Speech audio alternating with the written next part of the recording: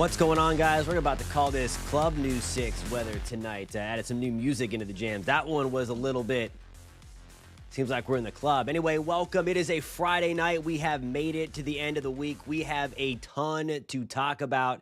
It's all about the heat first and foremost, and now there's a little something that the Hurricane Center has highlighted within the last hour out in the tropics. We talked about the areas last night, so if you were with us last night, you know exactly where that is.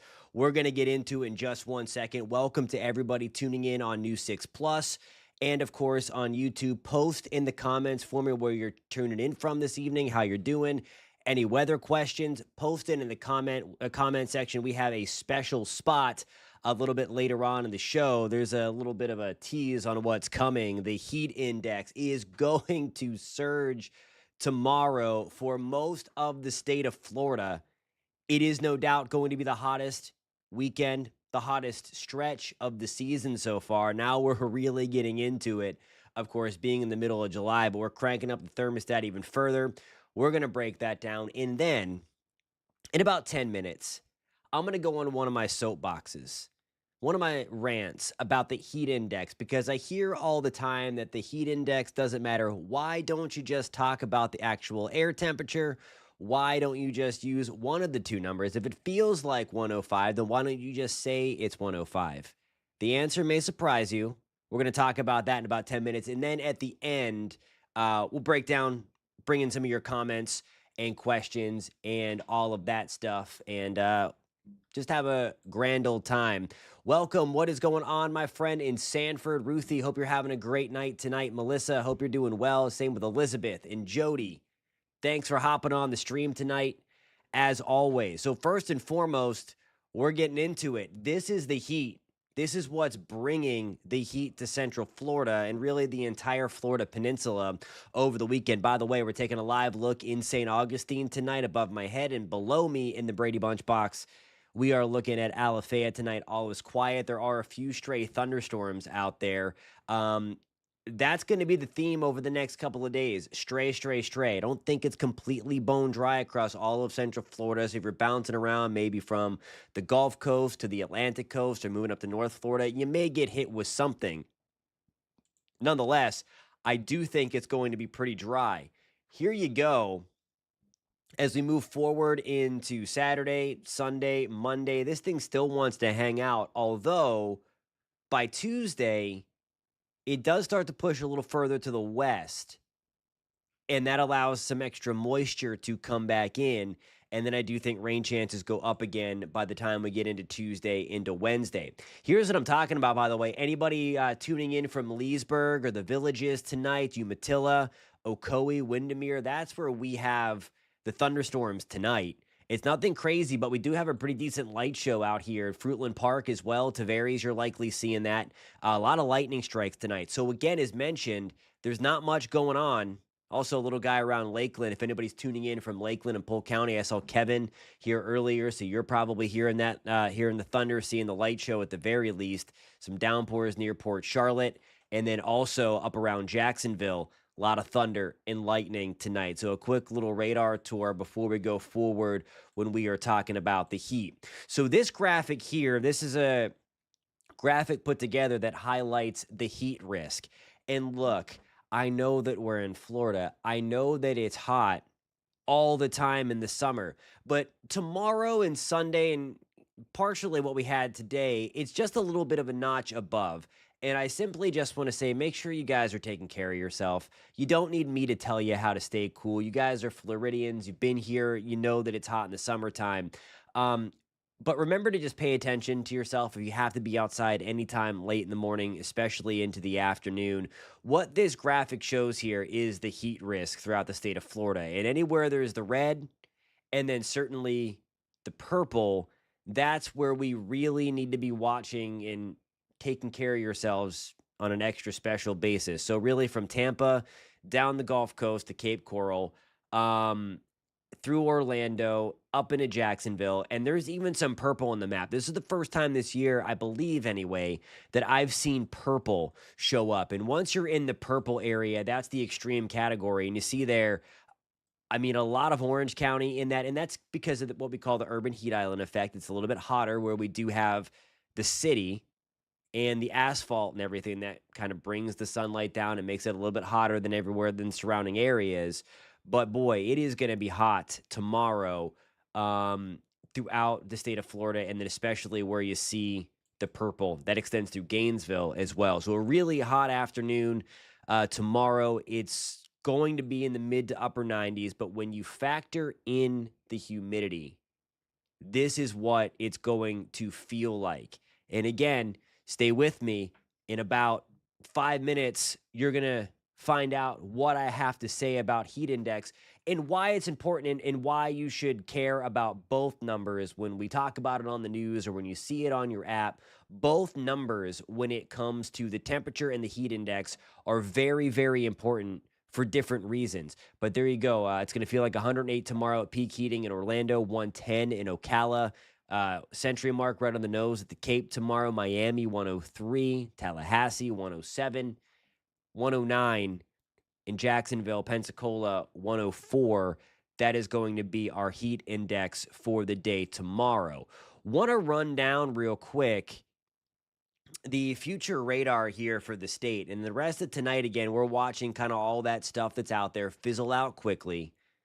And going to try to do it again tomorrow to a much lower degree. I have rain chances through Central Florida at 20%. Now, I-75 corridor into the west, that's where we're going to have these slightly higher shot for thunderstorms tomorrow. You see these white lines? I overlaid our high-resolution future radar with the wind direction because it helps to illustrate the sea breeze a little bit, because I know the running joke is, okay, you can forecast the weather in Florida because you just call for thunderstorms every day. I like to be a little more accurate than that. So this kind of helps with that. It shows which sea breeze is going to be the dominant one. And tomorrow it does look like it's the East Coast one.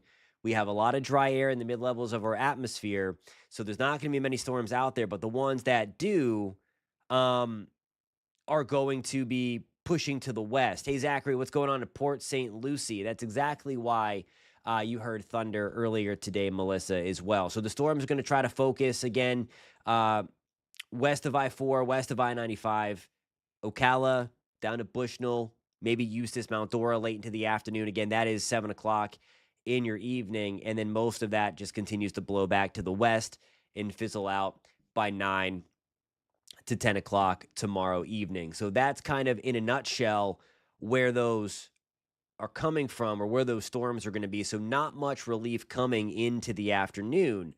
I want to end, before we go on a short break, with this moisture.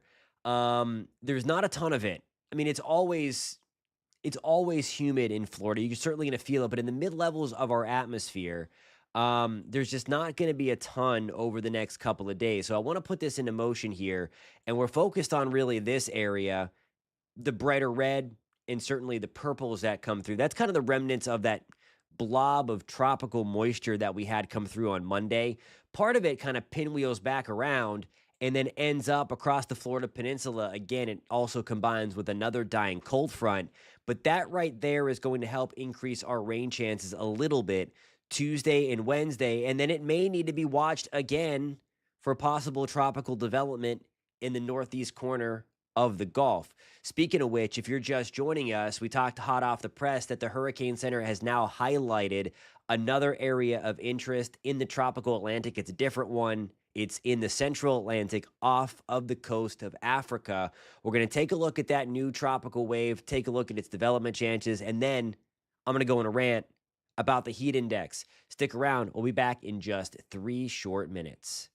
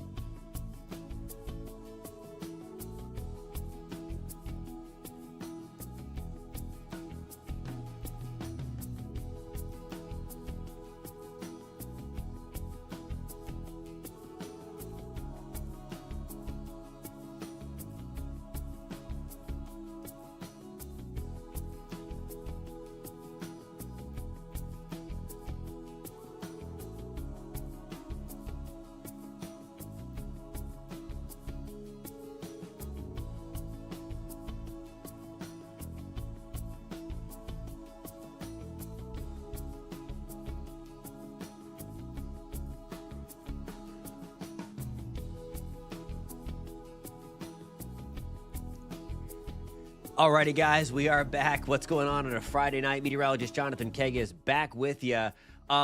We had to use for the first time during the show the timeout button. Miguel has been put in timeout. That is my favorite pastime on the live streams. When people get unruly, they go into timeout. So Miguel, welcome to the penalty box. You're done for 5 minutes, my friend. And that's how we roll here on the Weather Show. All right. So more importantly, again, taking a live look tonight in St. Augustine, the beautiful St. Augustine with our WeatherStem network of cameras, and in Alafaya tonight. Here is the latest. Hey, Janine in the Villages, welcome to the live stream. Heading back to Ocala. I'm sure you are seeing that light show. Safe travels on the way back up. Hurricane Center, 8 o'clock tonight, highlighted that little cluster of thunderstorms. That is a tropical wave. We talked about this on last night's stream, that there were a couple of relatively robust tropical waves rolling off of Africa. They tagged it with a 20% shot to develop over the next couple of days. Model guidance has been decently on this one as it rolled off of Africa over a couple of days ago, and you see this little bubble here. What this is the percentage of the European ensemble members that are online that are suggesting a tropical depression is possible. So we're upwards of about 60% here of the ensembles. If you're not aware of what the ensembles are, when we don't have a ton of data, because right now that thing is in the middle of the Atlantic Ocean, different initial conditions are put into each ensemble member, just like a band, how you have the saxophones, the clarinets, the trumpets, they each make up the band. Different initial conditions are put into that ensemble member. And if we start to see a consensus of ensemble members kind of doing something similar, even with different initial conditions put on, you get a little more confidence that something that solution that they're suggesting could happen. So 60% of those members are online for tropical development here. It's possible, yes. There's a lot of dust out there that I'm going to show you in just 1 second. Here is exactly the area, and I want you to look closely here. I don't have my telestrator. Wait, hold on. No, I don't think I have the telestrator on this one. Notice how the wind comes out of the southeast. Okay, that white line there, this is kind of meteorology, tropical meteorology 101. How those lines kind of come out of the southeast and then they hook up top and then kind of work back out of the north and east.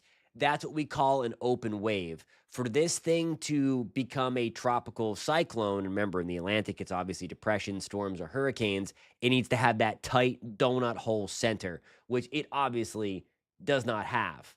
But so that is a perfectly decent wave pattern. It's a kink, what we call in the intertropical convergence zone. The ITCZ, intertropical convergence zone. The white lines represent the trade winds out of the north and east, and then we have the winds out of the south and east. They come together, they force up thunderstorms, and then we get this area. This is where we get tropical waves to form out of this intertropical convergence zone. We have one right here. Problem is for this guy is this, and I'm just not sure if it's going to be able to beat out this kind of Saharan dust outbreak. That thing is going to be gunning on the back end of this. So we're going to keep a watch on this, and this is going to be kind of our homework assignment when we talk again next Monday. We'll see if that wave is still there, and it's going to give us something to kind of track over the weekend. If you don't follow me on Facebook, hit me up on Facebook. It's Jonathan Kegas News 6, and I'm going to be posting about it, of course. And then when we talk again, Monday through Friday, 9:30, we're going to see if the dust has caught up, if it's fending off the dust, or if it's just kind of gone. We will see. Some models have been kind of characteristically bullish on this. This does happen a lot of times, and it did happen a lot of times last year, by the way, that models did latch on to a lot of things that rolled off of Africa, and then they just never materialized. And I'm thinking that might happen here, but obviously Hurricane Center highlighting it because there is a chance for developments. They want to give the folks in the Caribbean early heads up that, hey, there's a tropical wave out there. We're watching it. Might become an invest this weekend, and then the specialized computer models will be run on that. And then we are going to understand a little bit more about that system. Okay, I talked about the heat index and why it's important. One of the things that we talk about in one of the emails or Facebook comments that I get all the time, just tell us that it's what the heat index is and why isn't that reported as the main number? Well, I'm here to tell you that the heat index is important because that's what impacts living things. So, your car battery is not going to get extra stress when the heat index is 110 versus 95, but we will because it's an apparent temperature. So, again, how your body regulates its temperature is when it's hot out, it sweats. If you were in Arizona or Las Vegas, the air is very dry and there's a process known as evaporative cooling. The dry air around you evaporates your sweat, and that is a cooling process. When the air is super, super humid, like it is in Florida or the Southeast, we got a problem. And especially when it's juiced like it is this weekend, once you start to get that heat index of like 105, 108, 110, and beyond, it gets really, really, really ugly out there. And it becomes hard for your body to cool itself. So it's literally the danger zone when you start to get as hot as what we're going to be this weekend. So please just take care of yourself. Again, what I have on the screen now is the difference between heat exhaustion and heat stroke. Heat stroke is the worst of the two. Yeah, I know this guy looks like Eric Cartman from South Park, if anybody knows the show. But heat exhaustion, just please pay attention if you're outside. I have to do some yard work tomorrow. I'm going out very, very early, and I am not staying out long, and I'm going to have my water and my non-sugary beverages on standby, like right there. Dizziness and headache, fatigue, weakness, you're cool, pale, clammy skin, sweating. Certainly if you start vomiting or nauseous, that's pretty terrible. And then heat stroke, this is the bad stuff. Heat stroke can kill you. So again, if you start to go into these ones, when your body temperature rises above 103, you need to seek medical attention super quick. So again, I know it's Florida. I know it's the summer. I know it's the middle of summer. We're in our hottest stretch, climatologically speaking. However, I want to just make that point that there is a method to the madness on why we show the actual air temperature and the heat index. The heat index is going to impact living things, whereas the actual air temperature does not. Alrighty, guys, I have to get another break in. When we come back, we are taking your questions before we wrap things up on a Friday night. Thanks so much for the comments. I guess Miguel left. 5 minutes was up. He was a troll. See you in 3 minutes.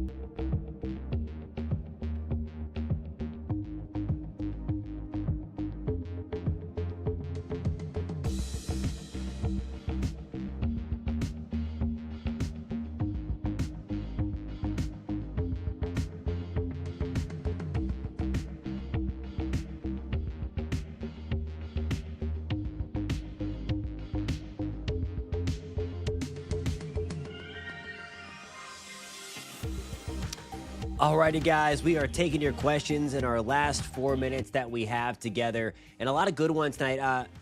One of the shell nuts of the family, I can't remember which one what it was, asked earlier before the show started about the dryer, running the dryer. It depends upon if you get uh discounts for running electronics later in the day. I don't think it really matters. The dryer will increase your house temperature by a little bit. So just keep that in mind. So it's your personal preference. So if you're trying, it might have the AC kick on again if you're heating up the house again when you run the dryer. So it's kind of your personal preference, but I don't think there's a lot of strain. There's a lot of strain on the energies on the energy on that front. But so I think it's all personal preference on that way.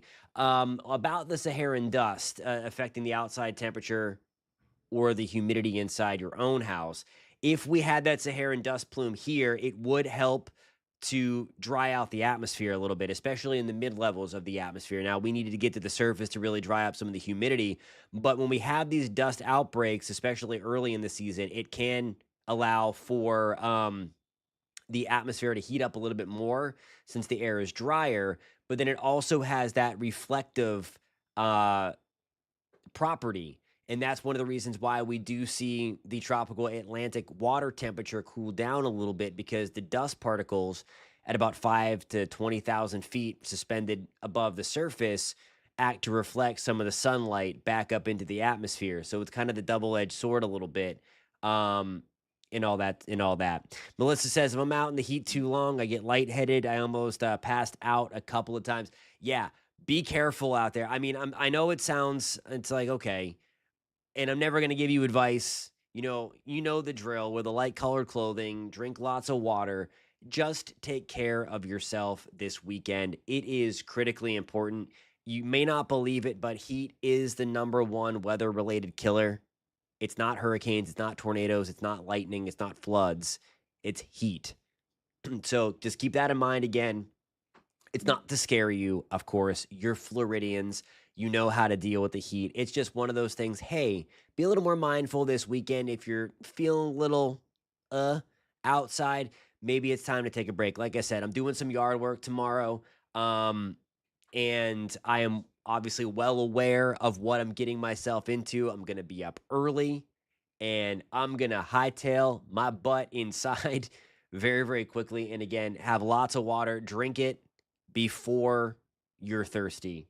That's the best advice I can give. But again, I know I'm preaching to the choir to everybody here. I'm not here to make anybody sound dumb by we're like run the list. I don't like doing that. I just like giving you the forecast and just making sure that everybody knows what's going on and the best ways to stay cool and to just be smart. Alrighty, guys, that's all the time I have tonight. Hit me up on Facebook, Jonathan Kegas News 6, and we can keep this conversation rolling right on through the weekend. Of course, we're going to be watching this new area of interest in the Atlantic. I'm very interested myself at seeing if it can fend off all of the dust and kind of the hostile conditions in the tropical Atlantic right now. Last year, they were not. Remember, August was a very unkind to the waves, very kind to us until we had that the switch flip on, and then we had a rough second half of the year. Hoping that doesn't happen, but got my eyes on this one all weekend long. Hang out with me on Facebook. We'll be posting about this guy. Stay cool this weekend, seriously. We're going to have the latest forecast, the latest high-resolution future radar. That data is just coming in. Storms aren't the main deal this weekend. There will be a few. It's all about the heat. I will catch you guys in 3 minutes on New 6 Plus for the New 6 at 10, for New 6 at 10. And then again on the TV side, New 6 at 11 if you are in the greater Central Florida area. It's been a great week, guys. Thank you a ton for being here. Thank you for your support on the show. Love talking to you guys. My goodbyes last forever. I'll see you on Monday, 9:30. See you then. Be safe. Stay cool.